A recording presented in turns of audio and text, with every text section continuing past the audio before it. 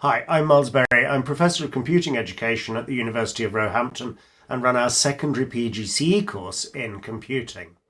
This video is a very quick overview of our programme designed with our school-based mentors in mind. We start from the premise that it is worth getting this right, that the quality of any education system is fundamentally determined by the quality of its teachers, and thus finding the best people to teach computing and training them as well as we possibly can really does matter if we're to ensure the success of computing as a subject in secondary school. A dozen years ago, when the Royal Society were proposing this change from ICT as was to computing as is now, they acknowledged that this would be difficult, that there is a shortage of folks entering the profession with enough subject knowledge to do this very, very well. Has the picture improved much over the intervening dozen years? To some extent, I think it has, in that computing is there now as the national curriculum subject. But because of that, perhaps, we have continuously failed to recruit the target numbers, with the exception of 1 year, interestingly. And so recruitment for the current academic year was way below the target that government had in mind, and recruitment for the next academic year, whilst at the moment looking more positive, the target is even more ambitious. This is because of computing teachers leaving school, and indeed because of the slight uptake in students actually taking this as a GCSE and A-level qualification. So demand continues to grow and supply looks steady and not nearly at the level that we would like.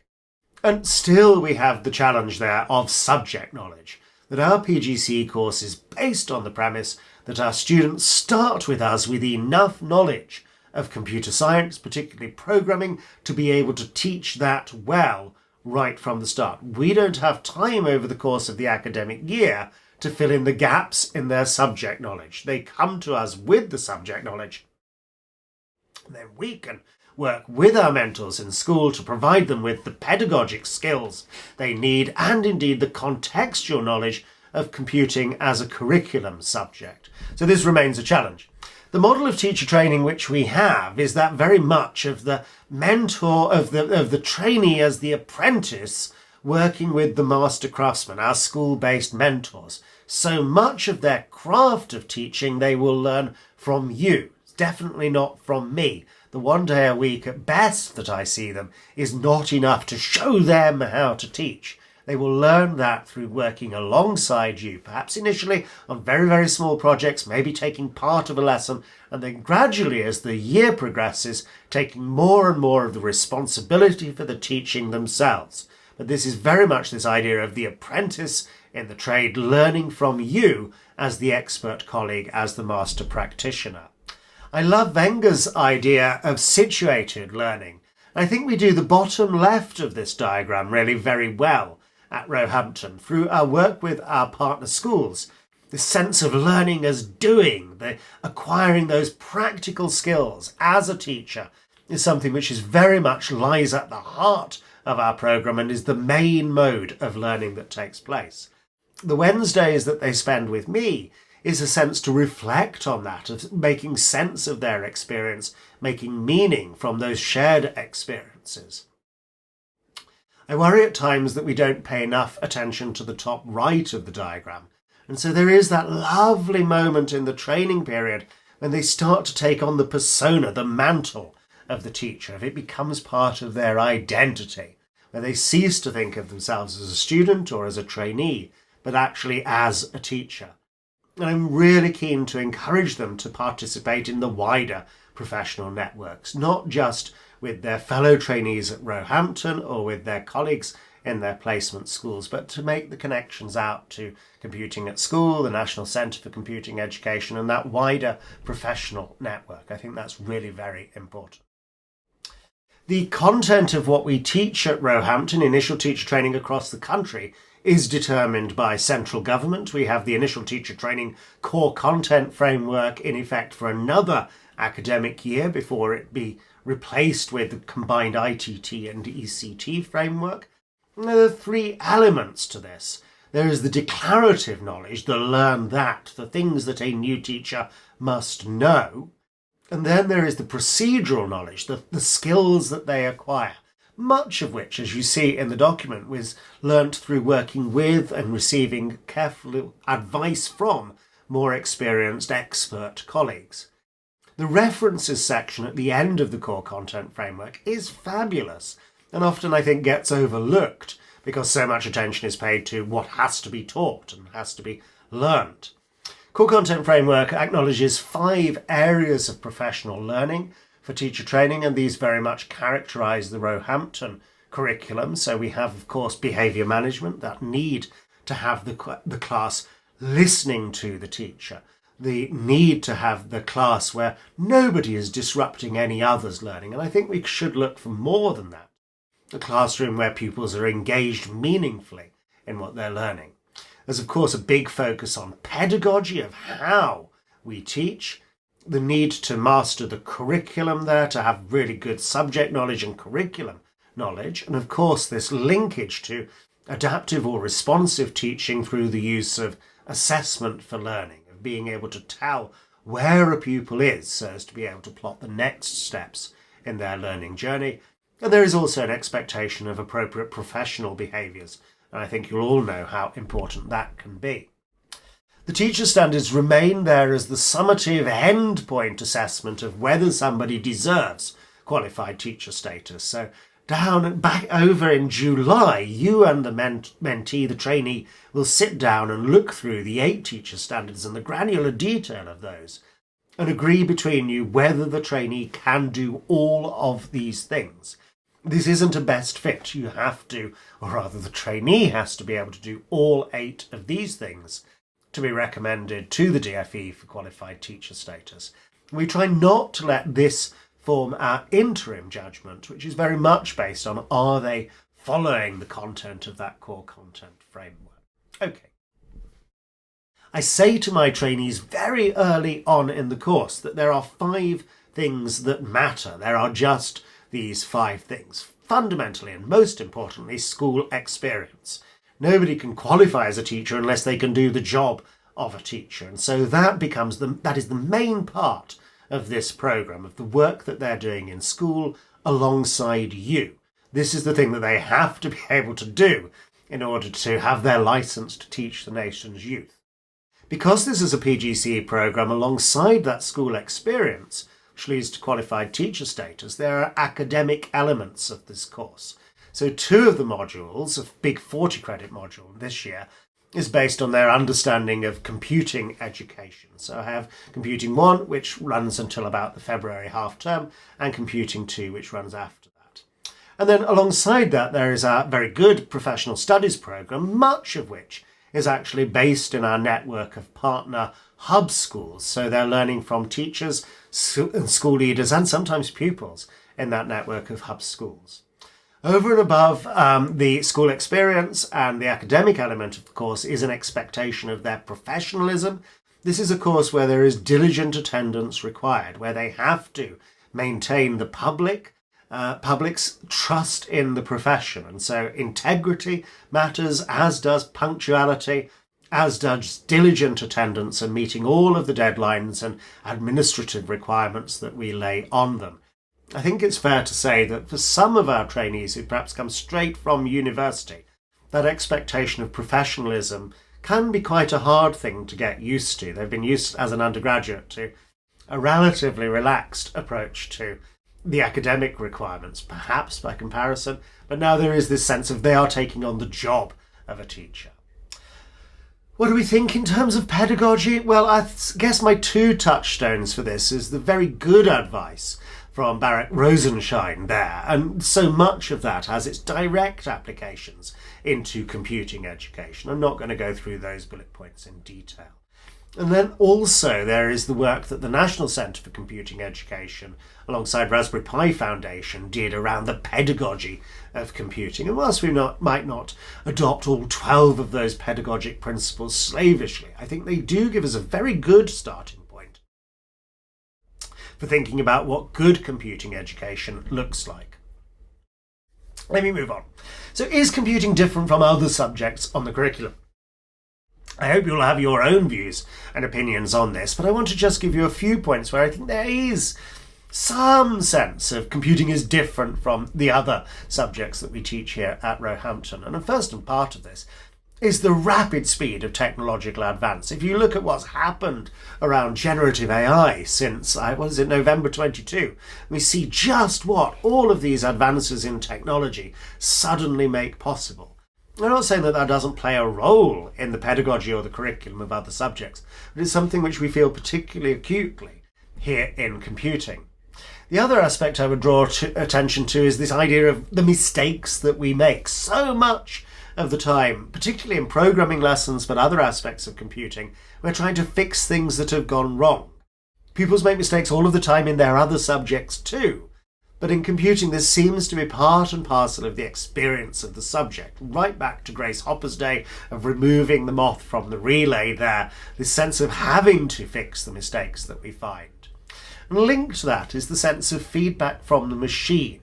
Of course, in all of their other subjects, pupils would get feedback from their teachers. But in computing, very often, a pupil can tell whether they have something right or wrong because they're getting immediate feedback from the computer on which they're working. I love Simon Peyton-Jones's idea of coding being the medium of instruction for us. This is the lab work of computer science, that without the coding, then computing ends up as a dry theoretical husk of a subject, that to liven up this subject, there needs to be this sense of writing code, or I would say perhaps more generally of making things. Okay, so that's the positive side of the subject. Less positively, there is a real challenge that we face in terms of engagement of pupils with this subject. I fear what Peyton-Jones talks about here of the dry theoretical husk of a subject is too often the experience of too many pupils in too many schools. When they start in year 7, 68% of them say that they find the subject very or fairly interesting. By year 11, that's dropped to just over a third of them. And this is really very worrying, that this should be a subject which pupils find really exciting and engaging, and yet when the Royal Society Royal Academy of Engineering crunched the data on this, on their survey, they found that in fact this was very far from the case.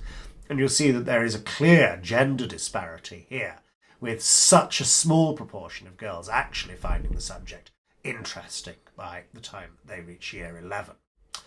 My former colleague Pete Kemp did some really interesting survey work on this, close on 5,000 kids for the survey as a whole. What we have here is a minority of that original sample of asking pupils why they had not chosen GCSE computer science. And you'll see that a huge number of them decided not to continue the subject into year 10 because they didn't find the subject enjoyable. And indeed because they didn't see the relevance of this to their chosen career. I think there is much that we can do to reframe the subject in a way which makes it more enjoyable, but the experience of too many thus far has been too dull, I think. And it's one of the challenges I set my trainees is to take that and make it better for the next generation. And of course, I've hinted already at the gender disparity here. This is not good. This really is not good. So we have, I've put the arrow on the wrong bar. This is not quite unforgivable. I hope you will forgive me. So we have less than a quarter of those who take GCSE computing are girls. It should be 50-50. When we had ICT as a qualification, I think it was much closer to sort of 40-60 or something. There seems a very big gender disparity there, and it gets worse when it comes to A-level, where of the list that JCQ report on, computing has the worst gender disparity in terms of the proportion of girls studying the qualification. This is the one that lots of people talk about the gender differences here, but there are other differences too. So EDACI across the bottom of my chart is income deprivation affecting children index. So we split the country up into 5 equal groups. The 20% of richest postcodes, we have close on 90% of schools offering GCSE in computing. When I look at the 20% of poorest postcodes, that drops to little more than 50%. The chance that you can even take a GCSE in the subject seems largely determined by how wealthy the area is. And thus there is an implication there for the chance that a child does GCSE in computing is not as stark as it is in terms of gender, but the chance that a child from Idaki Band 1 does GCSE in computing is over 15%. In Idaki Band 5, that's less than 10%. There's no reason why this is not level across all of the areas of the country. And perhaps unsurprisingly, the grades that children get seems determined at least in part by how wealthy the area in which their school is situated seems to be. Okay, so that's some of the background to this. What do we actually teach on the course? Well, we have this year this whole suite of intensive training and practice weeks. So we're calling those ITAPs.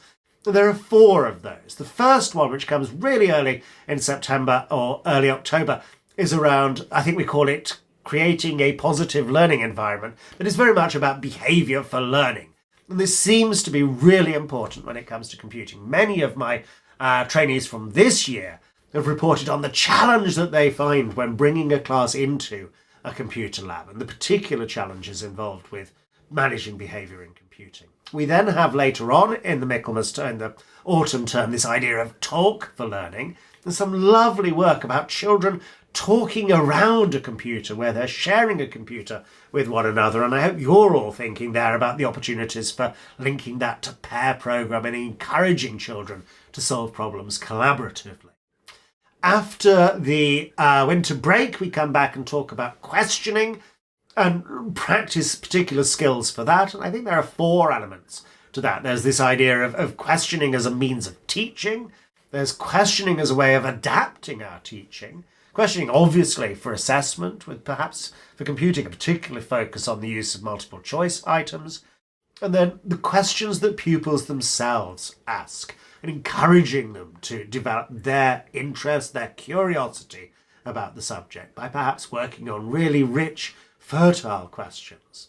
And the final ITAP is around feedback. I mentioned already the sense of automatic feedback when working with a computer. There's also this element of the feedback that we give pupils on coding tasks. I get 20 lectures for the computing programme, and the list is set out there. Do I really want to go through the list one at a time with you? Not entirely. You'll see that some of these are directly linked to the ITAPs, as I've already hinted.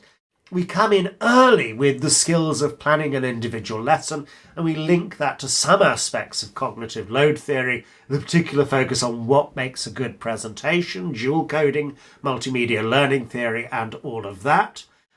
We will talk about behaviour management, but I want to do the flip side of that, which is about engagement. So the morning is spent on how to manage pupils' behaviour in the lab, but then the afternoon is about how to promote a more engaged attitude towards computing and what we can do as teachers.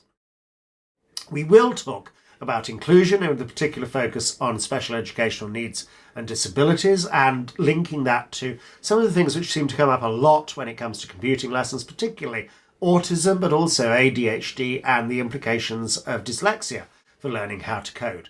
We'll also talk a little about how we can make the subject more inclusive for those who are learning English as an additional language.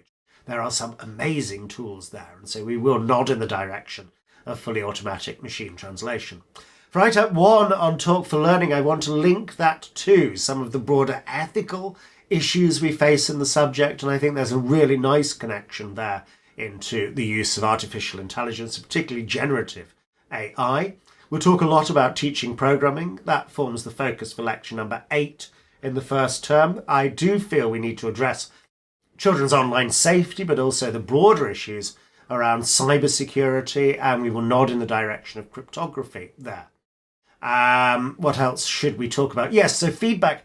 I want to link that to educational technology and the use of some of these online tools, frameworks, environments for supporting the feedback that we give to pupils, and indeed their ability to give feedback to one another and to receive automatic feedback on their work. I'm really interested in quantitative analysis, and so we will talk about researching the impact of particular interventions, but that allows me to segue into aspects of data science and whether we can demonstrate whether a set of post-test scores are significantly improved from pre-test scores. We talk about diversity, so that is my opportunity in lecture 16 to talk about the place of girls in computing, but I will also talk about those issues around socioeconomic disadvantage and some of the aspects of ethnicity and race in computing, and the lovely work my colleague Linda has done about developing culturally responsive curricula and pedagogy. Our students have a trip to Isha Sixth Form College as part of the Professional Studies programme, so lecture 17 allows me to nod in the direction of some of the harder A-level topics, and I know functional programming is only on the AQA specification, but I think it is such rich territory to explore. We have a fun lecture on physical computing towards the end of the programme, and this last year we had such fun working with turtle stitch and digital or computer-controlled embroidery machines, and I hope to continue that.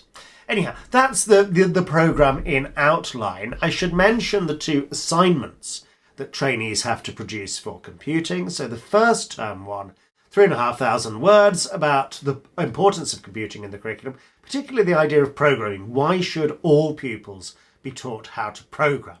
I can make a very strong case for digital skills for everybody, but programming is a somewhat more tricky case to make. We then look at how we can best teach programming so that all pupils can succeed. I'm emphasising the all to you now because of Roehampton's particular concern about inclusion there. The spring term, we look at approaches to assessment. This last year, I think all of my trainees looked at multiple choice questions. Other approaches to assessment are available, so we will talk about those too. And then they look at building that into a sequence of lessons. And what I really like to see is the sense of here is the evidence that pupils made progress over the course of that medium-term plan. Right, so that's roughly what we do. If you have any questions, please do drop me an email or just pick up the phone and chat to me about this. I do occasionally blog, but I also keep a list of the presentations, the talks that I give at milesberry.net. I look forward to working with you over the year ahead. Thank you for listening to this now.